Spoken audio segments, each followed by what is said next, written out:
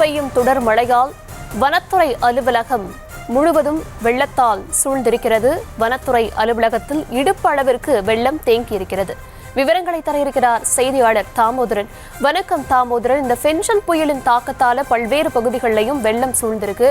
தற்போது விழுப்புரம் வனத்துறையிலையும் முழுவதும் அந்த அலுவலகம் முழுவதுமே தண்ணீர் சூழ்ந்திருக்கு. கள விவரம் என்ன?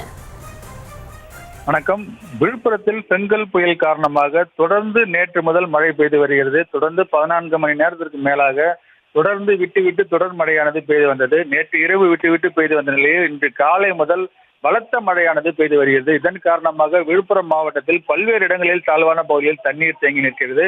விழுப்புரம் நகர் பகுதியில் பாண்டியன் நகர், சுதாகர் நகர் உள்ளிட்ட பகுதிகளில் தண்ணீர் இடுப்பளவிற்கு தேங்கி நிற்கிறது. இந்த தண்ணீரானது வெளிப்புறம் வந்து அந்த வழியாக வந்து வெளிப்புறம் வந்து விழுப்புரம் திருச்சி தேசிய நெடுஞ்சாலை வழியாக சென்று வருகிறது.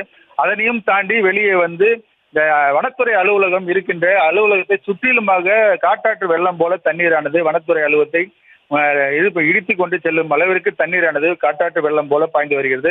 இதன் காரணமாக விழுப்புரம் முழுவதிலுமே தண்ணீர் சூழ்ந்து காணப்படுகிறது. இந்த தண்ணீரானது அந்த அடுத்தடுத்த பகுதி சாலமேடு உள்ளிட்ட பகுதிகள் நோக்கி மருதூர் ஏகி, சாலமோடு ஏரி உள்ளிட்ட வகைகளில் கலந்து சென்று அங்கிருந்து கடல் நோக்கி செல்வது வழக்கம்.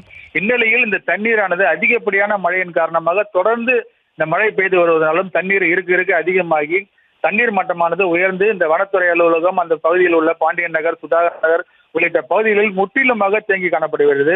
இது மட்டும் இருந்து இந்த சாலை அந்த பகுதியில் அருகாமலேயே விழுப்புரம் திருச்சி சாலை உள்ளது.